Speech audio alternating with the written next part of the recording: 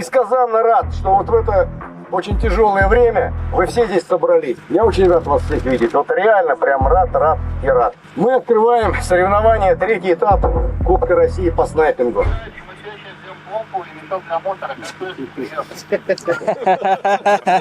Третий этап, третий отборочный этап. По его результатам буквально через 20-30 минут вы все увидите, кто прошел финал Кубка. Вот. Значит, ну я вам, во-первых, всем желаю удачи, чтобы у всех все получалось, чтобы поправки там всякие были правильные. Значит, мы маленько решили модернизировать наши фильмы, которые мы здесь снимаем. Поэтому я буду здесь еще в одном лице участвовать, буду типа корреспондента, как всем к вам буду подходить, спрашивать, всякие вопросы задавать. Но имейте в виду, я имею какое-то отношение к высокоточке, поэтому меня вы не обманете. Вот. И буду просить, ну реально отвечать, там что-нибудь такое мне рассказывать. Мы с Димой будем ходить.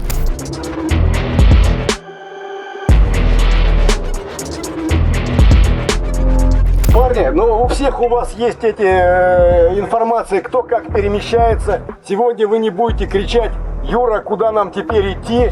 Я так вот надеюсь на это, хотя все равно придется отвечать. Все, парни, всем удачи, чтобы все было хорошо.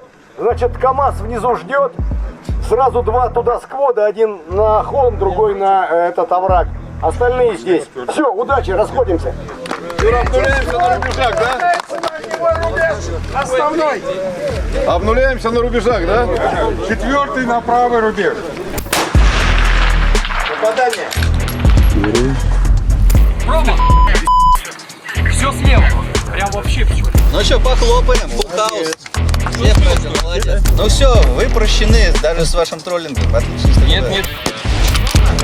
Второй выстрел.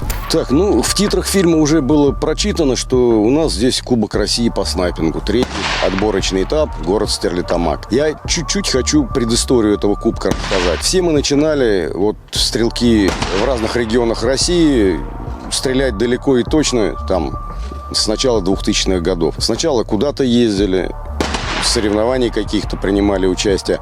А потом в 2012 году я подумал, а почему бы мы сами не смогли здесь провести какие-то соревнования. И провели сначала в 2012 году среди своих вот местных башкирских стрелков. А в 2013 году уже на ресурсе Ганза я дал объявление о мы тогда назвали это соревнование по высокоточной стрельбе. И к моему прям удивлению отозвались стрелки со всех уголков России. То есть там была и Москва, и Комсомольск-на-Амуре, и Иркутск, и Волгоград. Ну, куча было всех, так сказать, регионов. По сути, у нас сразу в 2013 году получился всероссийские соревнования, получились. Вот. И потом мы сначала по одному в год, потом два соревнования в год. Они назывались у нас «Южный Урал». Вот, о них можно, так сказать, в Ютубе найти фильмы какие-то. Большое спасибо. Главное не победа. Давайте фотографы. Затем мы начали проводить уже совместно с Оренбургом, с Оренганом. Добрый день, уважаемые подписчики. Кубок ЦВС. То есть у нас уже были этапы. У нас был не один город Стерлитамак, а несколько. То есть два города. И вот в прошлом году мы поняли, что мы созрели и уже давно созрели к тому, чтобы, поскольку у нас соревнования уже почти 10 лет всероссийские, назваться Кубком России по снайпингу. И вот в этом году мы формат переделали маленько. У нас 3 отборочных соревнования. Финал у нас в этом году будет проводиться в Оренбурге в декабре. За это время мы еще, так сказать, сформировали, что такое снайпинг. Потому что первые соревнования везде на разных площадках была смесь пулевой стрельбы, F-класса, БР-стрельбы, каких-то армейских упражнений там по грудной мишени, там сколько-то раз надо. И постепенно мы пришли к формулировке, что такое снайпинг. И у нас есть правила, и они очень короткие. Если вот простого человека спросить, что ты думаешь, что такое снайпер, снайпинг там и так далее. Все просто. Любой человек скажет, что это, стрелок, который одним выстрелом попадает в маленькую цель на большом расстоянии. Так оно и есть. И поэтому вот философия наших правил по снайпингу, вот она заложена вот в этом нашем слогане. Один выстрел, одно попадание. Никакой удачи, только мастерство. Повтори. Повторяю чисто, давай.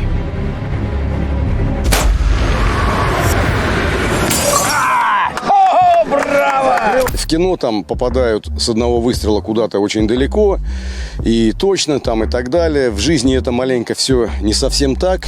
Это уже не кино, Джек. Более сложнее, намного сложнее. И поэтому наши правила звучат следующим образом. Но это все коротко. До 300 метров мишень стрелок должен попадать с одной попытки, то есть одним выстрелом. От 300 до километра ему дается на поражение мишени 2 попытки. И далее километра до 1,5 километров 3 попытки. Все. Вот в этом весь спортивный снайпинг. Вот то, что стреляют ребята сейчас, у них вот в основном дистанции от 300 до километра, они на любую мишень, на любой гонг имеют 2 попытки. Стрелок готов? Готов. Внимание, старт.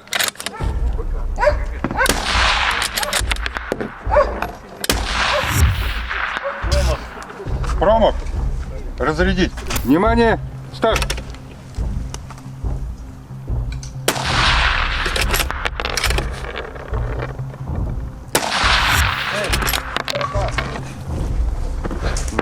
Внимание, старт.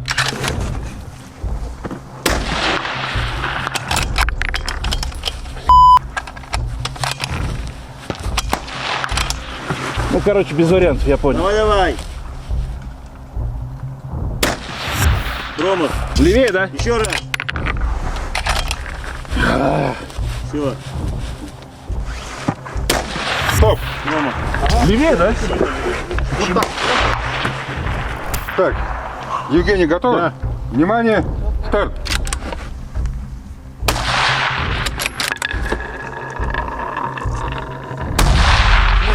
Так. Разрядить? Да. Флажок безопасности. Магазин. Спасибо. Автограф. Исторически сложилось, что вот высокоточная стрельба, она развивалась в разных регионах, то есть были какие-то точки роста, то есть вот Башкирия, Смоленск, Москва, ну, какие-то города, там Тюмень там в какое-то время подключилась, там и так далее, Екатеринбург. И у каждого организатора, который проводил эти мероприятия, было какое-то свое видение того, что он хочет, какие соревнования он хочет проводить. Причем это речь идет именно о тех соревнованиях, в том виде спорта, которого еще не существует. По сути, вот снайпер в том виде, в каком он есть, мы его создали. И его сейчас люди вот приезжают и стреляют. В каких-то других местах у организаторов есть другие предпочтения. Если мы считаем, что снайпинг это вот один выстрел, то где-то там можно 10 раз куда-то стрелять, там еще что-то. Поэтому в любом случае это все хорошо. Тут развитие идет, там развитие идет, еще где-то идет развитие. Точки роста у нас в России идут вот в разных местах.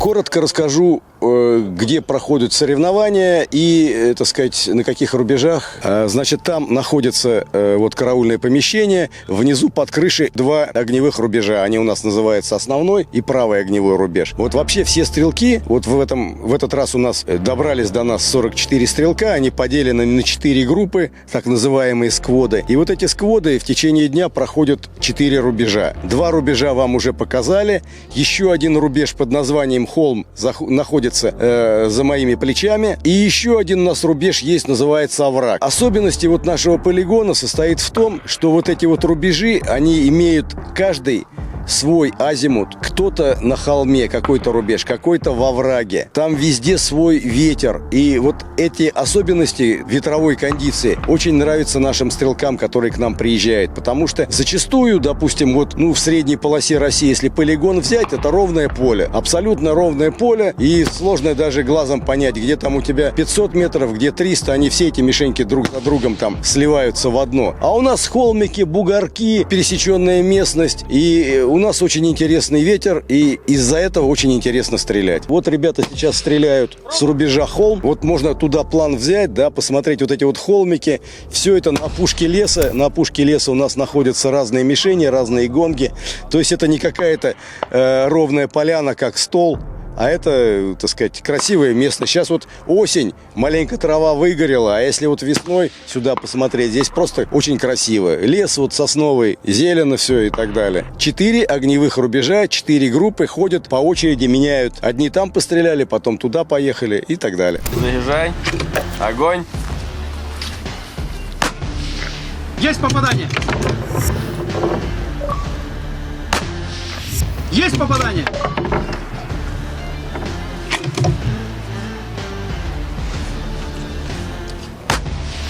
Есть попадание!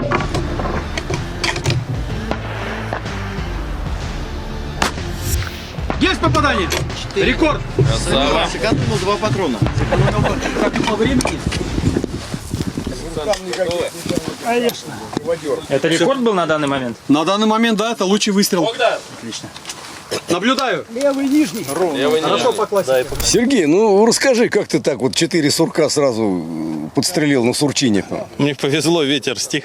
Да Все брось как ты. обычно. А ты когда на живого сурка охотишься, так же стреляешь? Не охочусь.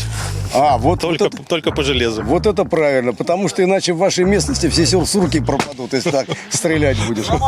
Я очень рад, что в нашей жизни появляются наши друзья, такие очень хорошие люди. И это люди, которые тоже стреляют. Они стреляют, проникаются нашим духом соревновательным и предлагают свою помощь. Одним из таких товарищей является вот Башнефтегеофизика, акционерное общество, руководитель которого стреляет, его заместитель тоже стреляет.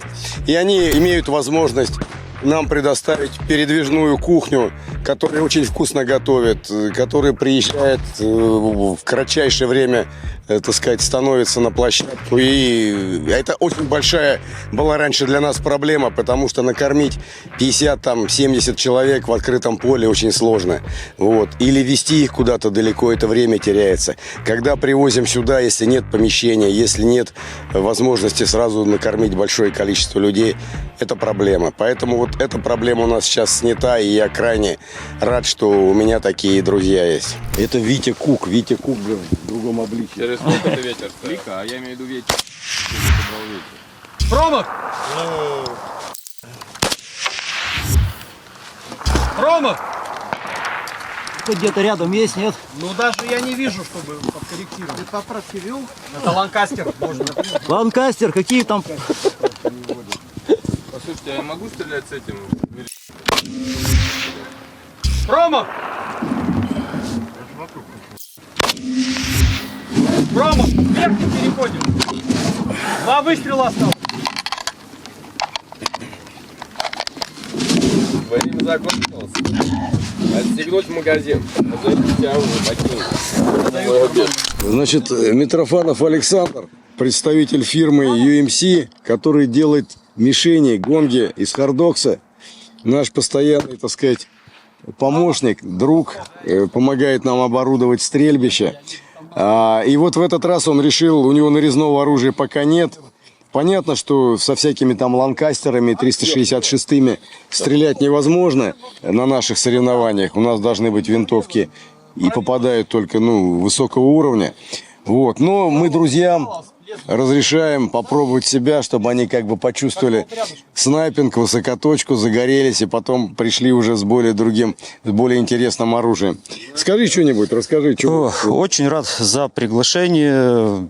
И на данный момент я, в принципе, набираюсь опыта, понимания, что это такое. И знал бы, что будут такие гонки, я бы нарезал побольше размерность.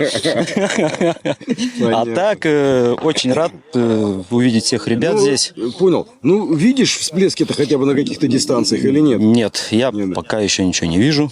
Ну ладно, ты в любом случае опыт сейчас получаешь, большой опыт получаешь.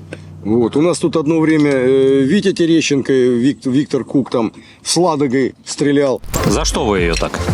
Ну, она за что так? Ты вот смену его Видимо, подхватил, да, продолжатель. Продолжил. Ну, он там куда-то попадал иногда. Попадание! Блядога попала! Попадание! Ура! С одного! Все уходят. Yes! Охренеть! От генерального спонсора компании «Чистоган» в сторону Блядоги предлагаю подарить бутылку масла. Машину моторного! Что, Дим, получилось? Как? Случайно? Как он нам рассказывал. Может, конечно, судей купил и это самое. Они ему говорили, что он попал. Ну, в любом случае, молодец, что приехал. Попробуешь, почувствуешь. Да, почувствую. Ну и постараюсь, конечно, когда доживу до нарезного, буду участвовать. Ну, замечательно. Меня это зацепило. Замечательно, давай. Спасибо.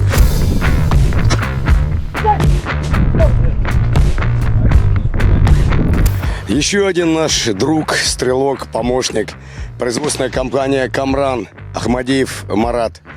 Недавно начал стрелять, сам вызвался помочь в разработке там дизайна, дипломов, кубков, напечатать баннеры и так далее. Он снял большую головную боль и, так сказать, я крайне рад тому, что вот он нам помогает. Спасибо ему огромное. Александр, ну расскажи, что это за фишка была, когда ты выкинул свое обмундирование, а потом в группах писал, подайте там мне магазин, патрон, приклад, ботинок. Это что было? Это была проверка на прочность всего нашего уважаемого стрелкового коллектива, да, и она подтвердила высочайшую прочность, да. Я понял в конце концов, что мог приезжать только вот с легким рюкзачком, да, и все будет, и ничто не помешает поучаствовать. Ну, замечательно. Вот. Ну, в итоге все утряслось, я всех очень поблагодарил. Отлично. Ну, а если серьезно, вот как вот сейчас вот первые выстрелы, первые упражнения, как прошли? Ну, как всегда, когда начинаешь на холме или во враге, это такой трепет, да, благо ветер был не очень сильный, но капризный. Вот, ну, нормально сориентировались. Вот, пристрелка здесь, конечно, нестандартная, неожиданная.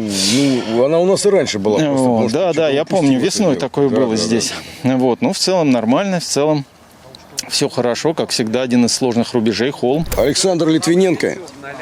Несколько лет назад он на нашей поляне рвал всех, и причем подряд несколько раз, это несколько лет. Это была просто фантастика. 17 или 19 там год был. 19. Да. Вот это вот. А сейчас как? Вот что? Сейчас не особо. Не особо. Может, тренироваться меньше стало? Ну, во-первых, ездить меньше стало. Во-вторых, с винтовкой не особо уже стреляет, ствол уже. А это все та же винтовка, да? Нет. Ну, в принципе, да, та же винтовка. Я там 6-й стрелял и 6,5. Вот 6,5 уже настрел большой, там под 3000 уже, конечно, стреляет там в минуту. Ну, и не всегда хорошо получается. Плюс пороха уже хорошего нету. Уже на отечественном стреляю. Ну, понятно. То есть уже какие-то технические причины вылезают. Да, уже сейчас больше даже ездил, чтобы отдохнуть. Вот так. Я свою настрелял, поэтому пусть другие Нет, Саша, естественно, конечно, надо ездить, так сказать, не с такой вот болью мне надо выиграть, а нет, просто уже вот такого нет. Это раньше там получалось там 12-15 соревнований в год, да, там через 2 недели уже ездишь. Сейчас, конечно, уже получается поехать. Ну, зато к нам приезжаешь. Я с удовольствием. Я с удовольствием. Мне нравится очень Южный Урал. Я надеюсь, что и дальше буду ездить. Здесь каждый раз новые сюрпризы преподносит поляна. Вот, чем интересен этот рельеф, это вот горы. Вот, в общем-то, на Южном Урале именно интересные кондиции, очень ветровые, уникальные. Отроги Южного Урала. Да, отроги Южного Урала. Ну, компания «Чистоган» — это уже наши старые друзья, стрелки, которые появились у нас сначала как производители там оборудования для чистки оружия, потом начали стрелять. Сейчас топы и продолжают помогать. У них своя номинация на наших соревнованиях, там 1000 эскуда Чистогана. Что такое эскуда? Эскуда, вот это если выиграешь, узнаешь. Ах ты эскуда. Это испанское ругательство. 1000 эскуда — это награда, это не... А, это не обзывательство. Нет. Понятно. Слушай, ты же в команде Чистоган. Да. Вот, а ты эти самые шампала-то производишь, нет? Или это братья? Нет, это братья. Я как этот, в рекламе участвую. Какой банке стреляет твой брат? Тише всех, которые здесь слышал. Да, она как-то не наиграна прям. Да, что-то прям совсем не реклама ни разу. А каким шомполом ты чистишь оружие? Ходи. Ну, парни делают обалденное оборудование, да, то есть в какой магазин не зайди, там продукция Чистогана. Я всем говорю, что это мои друзья, мне не верят. Говорят, ты что, это, говорит, там, с Испании привозят, это самое. Никто не верит, что наше. И такой полушутливый вопрос. Ходят слухи такие, что, вот все здорово, а они оружие не чистят. Это правда? Ну, не совсем так. Мы проводили определенный эксперимент. Мы изменили методику чистки, так сказать. Да, методику чистки. А вы ее раскрыли народу? Мы пока эксперимент не закончим. Понятно. Вот еще результаты будут впереди, мы обязательно огласим. Понятно. Но чистить в любом случае надо. Один из немногочисленных башкирских стрелков, мой друг Денис Сарваров, Правда, он сейчас почему-то подписывается город Пермь, не знаю почему. Это не я, Это это модераторы. Да, я всегда Уфа пишу. Понятно. Ну расскажи, как оно сегодня происходит? Ну, как обычно, хорошая дружеская атмосфера, прекрасная. Нет, это ладно, про стрельбу. С трудом, но побеждаем ветер. Понятно, а винтовка это вся та же? Друзья придумали ему название глазной клиники. Шоколадный глаз. Как модель 120, да, или как она называется? Это Т-5000 уже. А, это уже Т-5000. Ты же начинал с охотничьей винтовки. Да, со 120-й. И очень серьезно с нее стрелял, правильно? Даже 6-е место на этапе было. Скажи что-нибудь про Орсис. Ну, очень надежные винтовки, отлично стреляют. Что охотничья, что И надо сказать, что матчевая. это единственная фирма, И которая... доступные, самое главное. Доступные, они серийно выпускающие. Да. Все остальные, они вроде бы как говорят, что они там это... Плюс полная поддержка клиентов, то есть перествол или ремонт без проблем. Готов? Внимание! Огонь!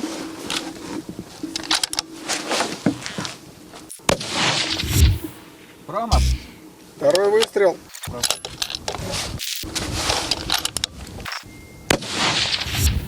Цель. Гонг 03. Цель. Гонг 4.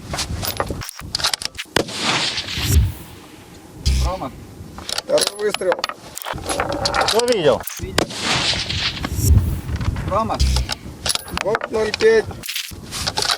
10. Второй выстрел. Гонг 07. Стоп. Разрядить. Ставить флажок безопасности. Он видел у тебя на 12 часов прямо над ним. Или в резинку даже, или вот над ним. Магазин. Как успехи-то первого дня? Влево-вправо. Все дует, сдувает. Как ветер, да? Да. Ну а виним-то кого? Ветер, винтовку. Да как сказать, это нужно все-таки опыта побольше стрелять, вот эта вот работа с ветром, самое основное. Просто зачастую бывает виноваты все. Винтовка, Знаю, ветер, кроме стрелка. Есть такое. Нет, нужно просто работать с ветром. Вот, чаще стрелять, и все будет получаться. У нас здесь не каждый день, конечно, но в выходные можно приезжать, стрелять, и я денег с этого не беру. То есть все гонки, поляна. Ну, мы рядышком живем, 1600. Да, 1600. Вот это, на одном дыхании. Было время, когда вот Тюмень, они сейчас гремят, они молодцы, Андрей Иванов. Вот, я про него скажу, он про меня не говорит, но я про него скажу. Он красавчик, он ко мне приехал молодым зеленым стрелком, и когда у них не было там возможности стрелять, вот Тюмень, 1000 километров, по-моему, они ко мне сюда на тренировки ездили, вот реально. Иванов Андрей, Тюмень. Поздравляю. За первый скромный, конечно, сори, как получилось. Реально мужики ездили, красавцы. стреляли. Красавцы. Ну, маньяки, да, молодцы. Еще раз удачи. Спасибо. Мы проводим в Стерлитамаке третий этап, потому что у нас, ну, скажем так, идеальная погода, плюс ее разнообразие.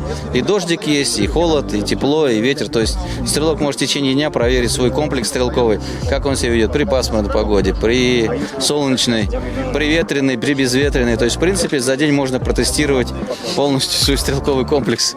Ну и себя тоже. Когда еще ничего не было на земле, первые высокоточники в Башкирии были вот я и Рафаэль. Да, мы Все ветераны. остальное никто ничего не знал. Для всех остальных винтовка «Тигр» была самая точная винтовка в мире. И била на километр. Да, и била на километр в глаз орла летящего. Стреляем с 308 калибра ЧЗ-527, ой, 550, Вармент ламинат. 994 метра? Да. По тарелочке, да? Тарелочки спортинговые. А кто бы нам ее показал? Нету ее здесь? Есть, он у Юры осталось. У Юры осталось. Сюда покажи, подожди. 41 минута. Покажи, тарелочку сюда положи на стол. Я сейчас ее... Вот по этой тарелке.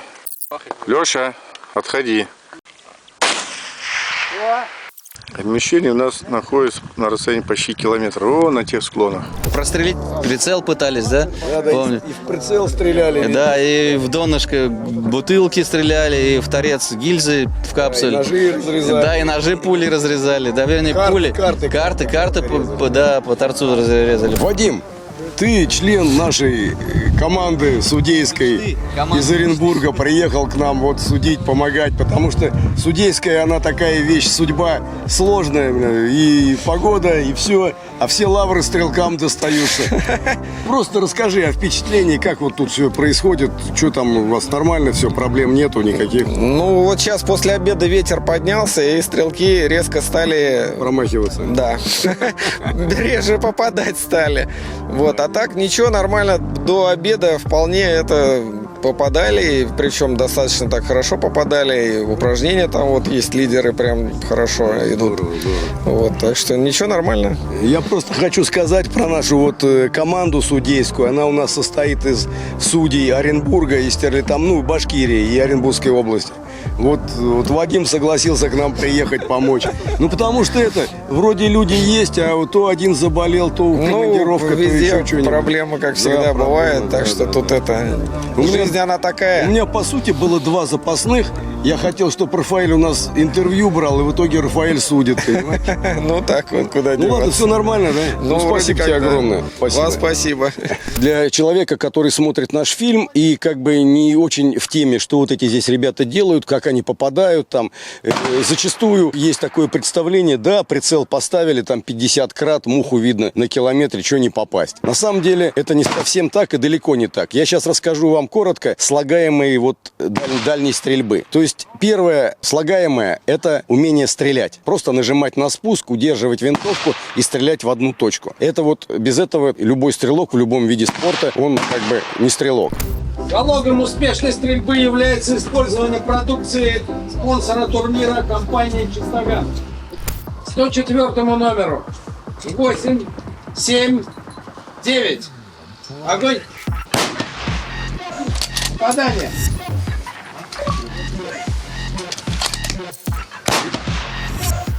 Попадание.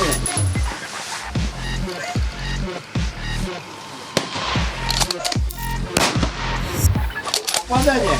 Браво, 3 попадания.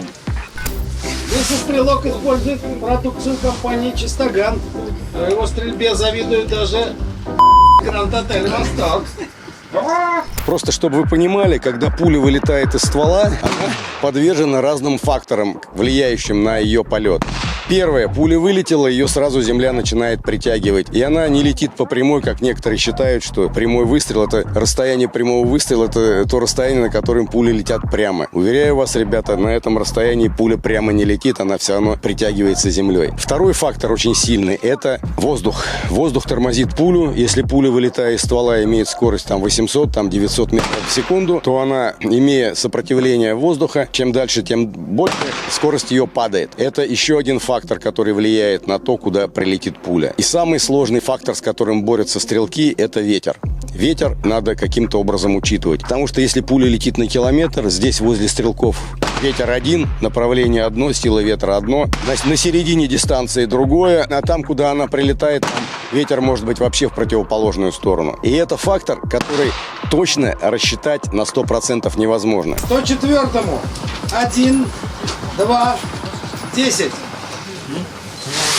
Огонь. Попадание.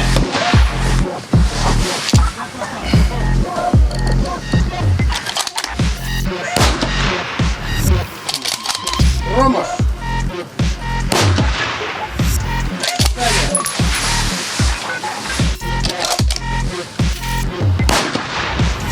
Попадание. Браво.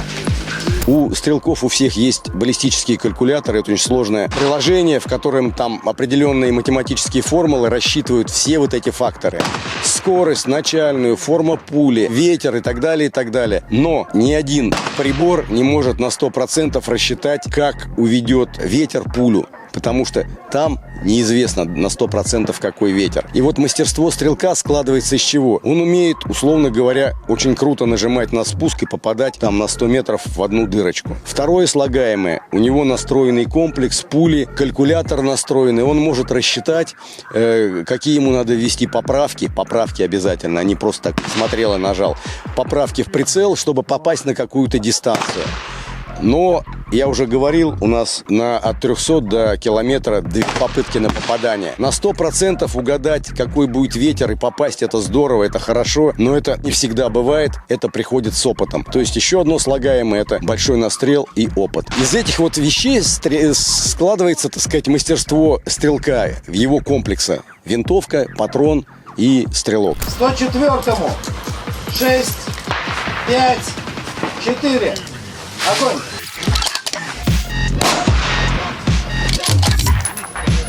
Промах. Дальше.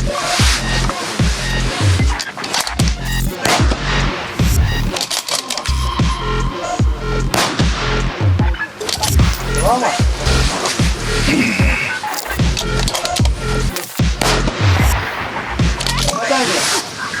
Промах! Все слева. Прям вообще.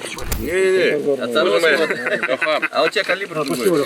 И есть еще факторы, не такие крупные, не такие очевидные, которые я сейчас сказал. Допустим, вот такой момент, с которым я думаю, что сегодня буду подходить ко многим стрелкам и спрашивать. Ситуация следующая. Стрелок у себя на полигоне пристреливает винтовку, и у него пуля в пулю ложится в точку, куда он прицелился. Приезжает стрелок на другой полигон, начинает проверять свою винтовку, он ее не ронял, ничего. И почему-то на пару сантиметров СТП у него на 100 метров ушло. Причем оно может уйти и вверх, и вниз, и по диагонали куда-то.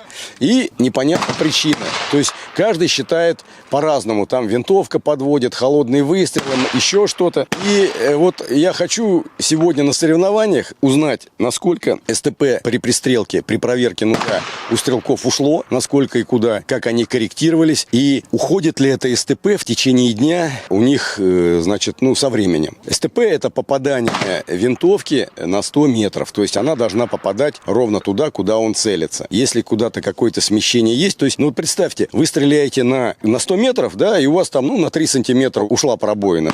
Вроде 3 сантиметра ерунда. Но если этот угол распространить и посмотреть отклонение это на километре, там уже будет не 3 сантиметра, а 30 сантиметров. А 30 сантиметров это уже много. Плюс на километре там еще такие факторы влияют, как, ветер, я уже говорил, а там еще есть такое понятие, как дерево. То есть пуля, она вращается, когда летит, и имеет свойство, если она вправо вращается, она чуть-чуть вправо отклоняется. Это тоже как бы накладывает, так сказать, свою на точность. Вот.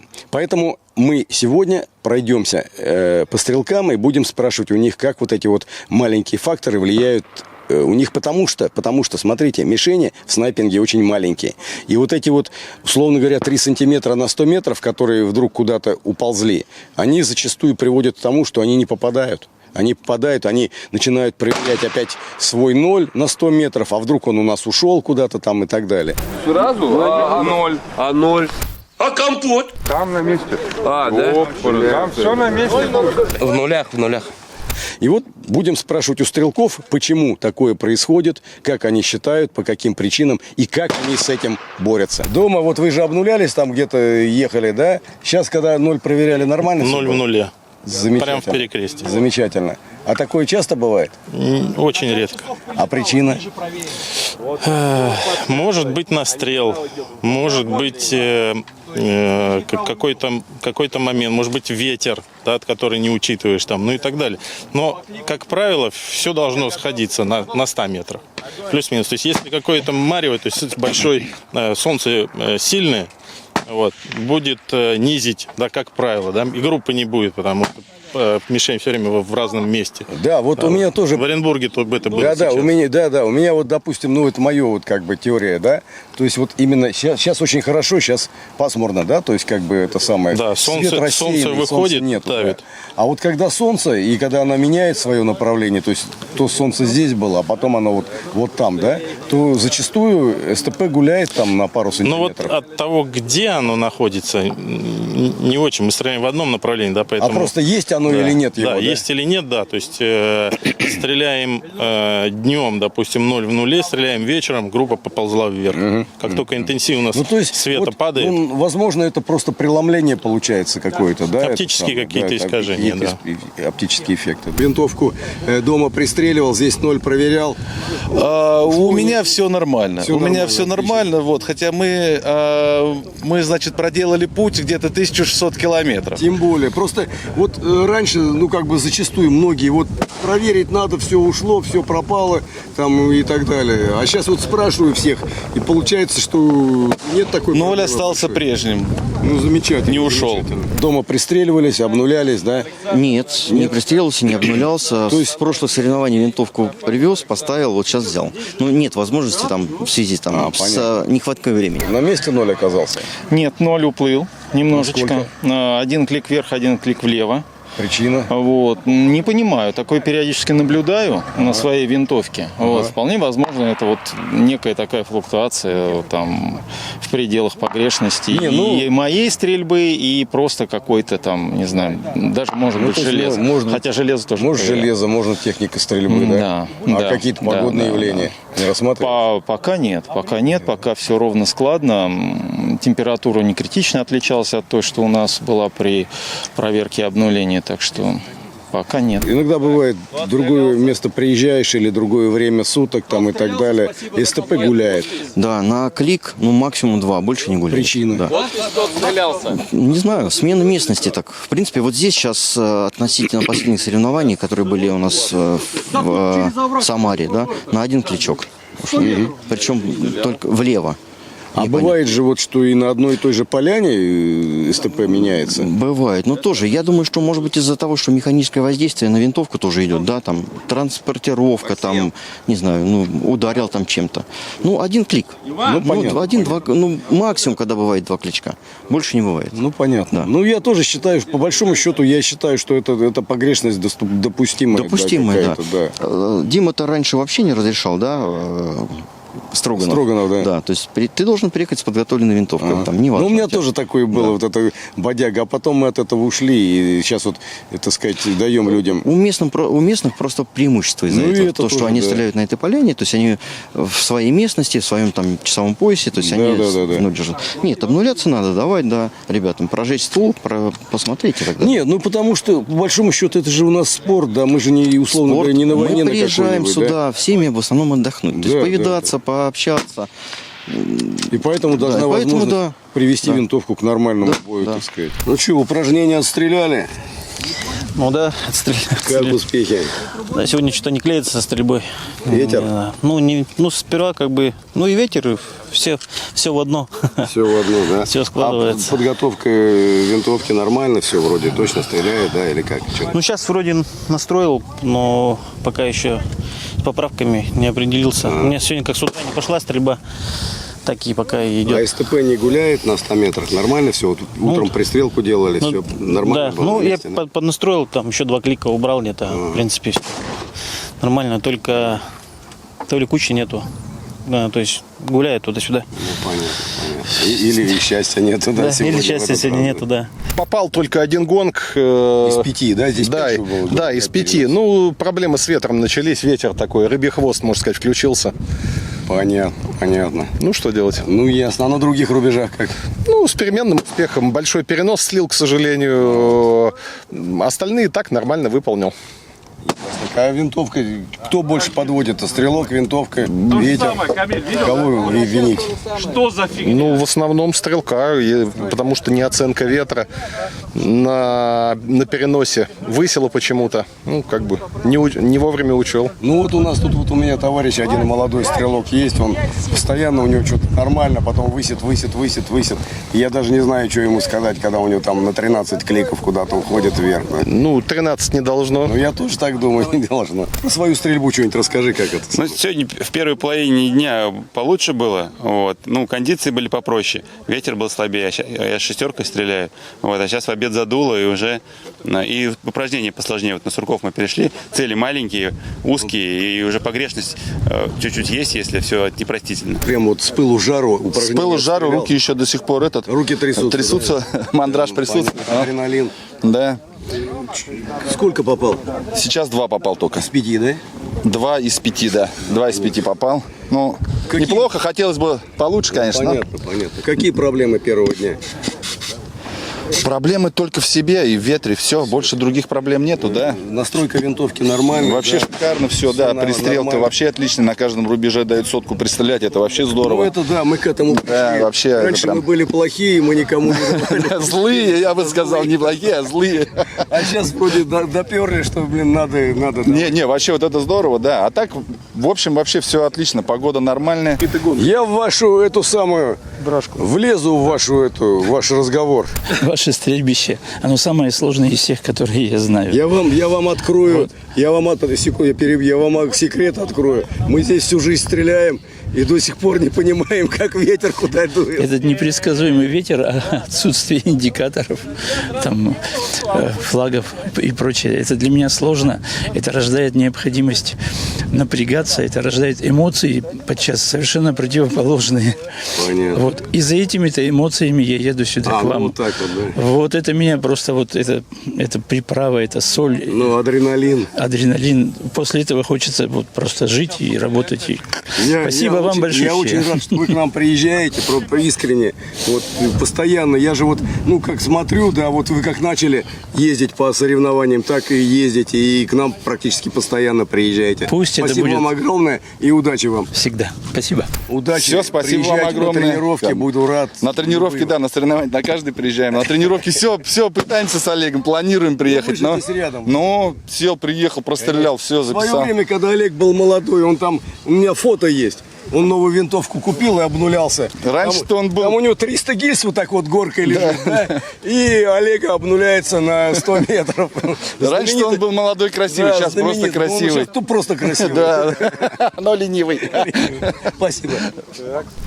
Георгий Георгиевич, ну вы сами-то расскажите, как вам сегодняшний день, как вам Да, соревнования? в принципе, все хорошо, все отлично. Мы как бы, вот такие вещи незаметные для, допустим, окружающих. Когда мы готовим упражнения, мы просчитываем время на выполнение упражнения.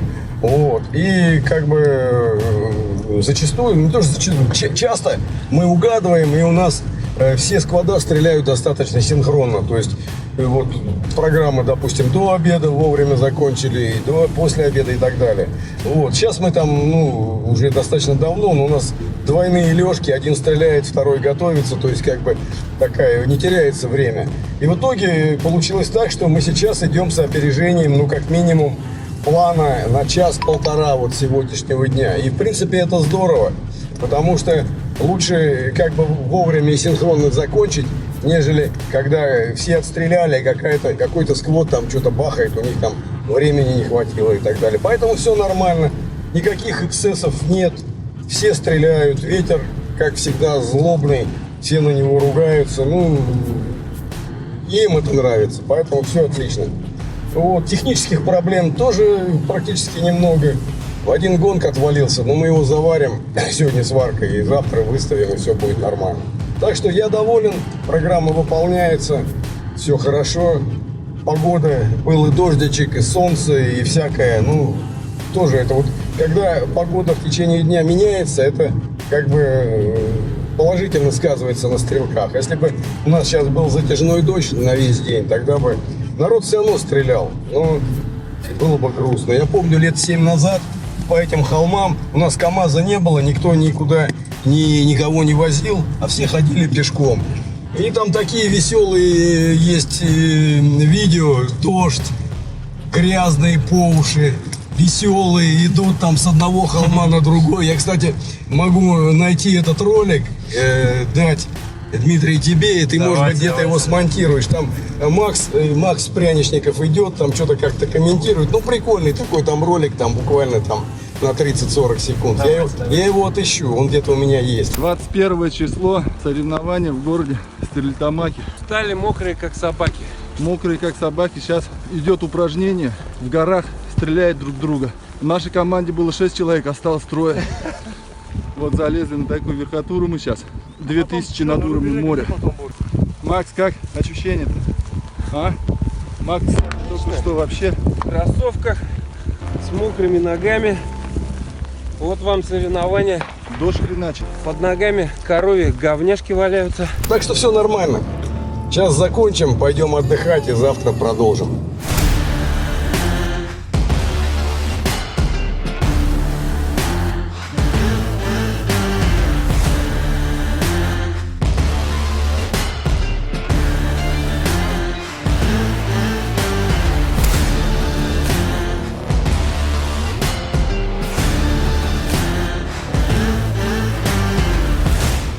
Конец первого дня. Довольные стрелки едут в отель отдыхать. Вот самый довольный стрелок. Довольны стрелки? С полной